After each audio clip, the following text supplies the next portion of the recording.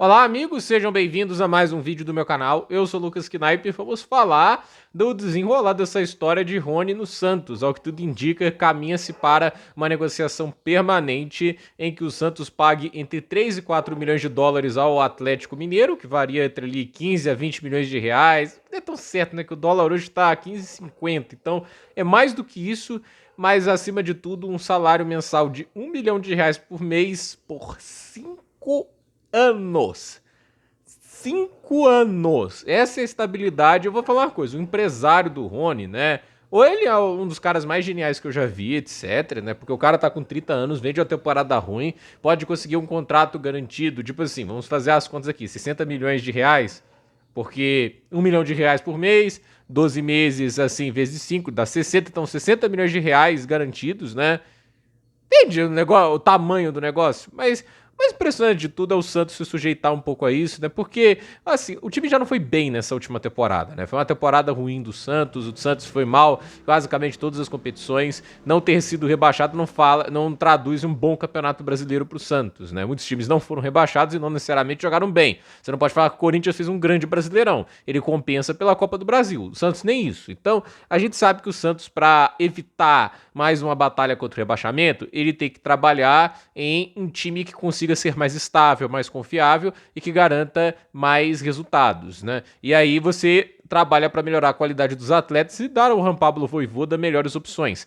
É o que eles estão fazendo no momento? Não. Eles não estão fazendo isso, pelo contrário. A contratação do Rony, ela é uma contratação de um atleta que já está em um declínio técnico e físico, né? E olha, declínio técnico para o Rony é mais preocupante ainda, né? Porque não é algo que estava lá em cima, né? Então, mas a questão é, o declínio físico também acaba sendo algo muito natural. E eu acho assim, atletas menos excepcionais, né? Eles têm mais o impacto dessa questão da idade do que os atletas mais diferenciados, né? Esse pelo talento ainda consegue fazer assim, a idade ter um impacto menor. Mas sempre tem. E eu acho assim, o Santos está no momento que eles precisam trabalhar um time que tenha mais juventude também, né? Usar uma base que sempre foi muito boa, né? E mais do que isso, né?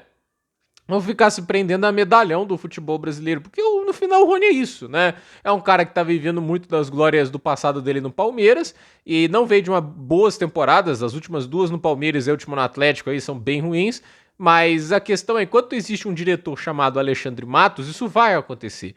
E eu acho assim, o Alexandre Matos, ele é muito creditado com um cara que montou o grande elenco do Cruzeiro, né? Que foi campeão brasileiro 2 vezes seguidas. Legal, aquele elenco que, se não me engano, tinha o Everton Ribeiro, o próprio Jorge de Arrascaeta, né? De fato, ele montou, há 10 anos atrás, mais do que isso, ele montou um grande elenco campeão. Qual é o outro elenco grande que ele montou? Entende? Esse é o ponto que eu quero chegar aqui. Tem o, óbvio, Palmeiras, do Cuca, etc, né? Mas ainda assim, teve muita contratação ruim no meio do negócio, teve acordos terríveis, um deles foi aquele do Ramires, naquele contrato longuíssimo, e um atleta que vinha trazendo muita desconfiança. Então, eu acho assim, o Alexandre Matos, os últimos trabalhos deles, né, tanto no Vasco quanto no Cruzeiro, foram péssimos. E eu não acho que está sendo diferente no Santos, mas é aquele negócio, a diretoria do Santos está trabalhando muito, né, o Marcelo Teixeira, em contratar nome de estofo, seja ele positivo ou não, né, mas um cara que construiu sua fama, né, através de ter montado boas equipes no passado, mas já não fazer isso há um bom tempo, né?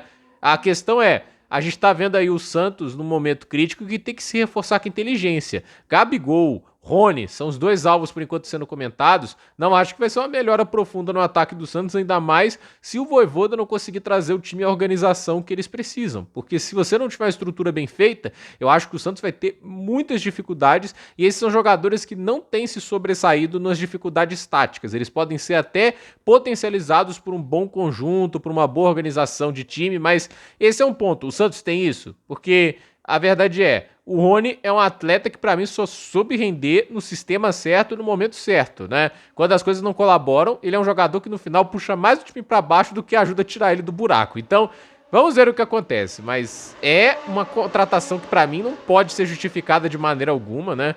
Peço perdão se vocês ouviram, é uma moto fazendo discurso de ódio, né? Mas não dá para justificar esse tipo de contratação. Vai pagar uma grana para tirar o jogador do Atlético. O Atlético não gastou tanto, mas recupera a parte do investimento.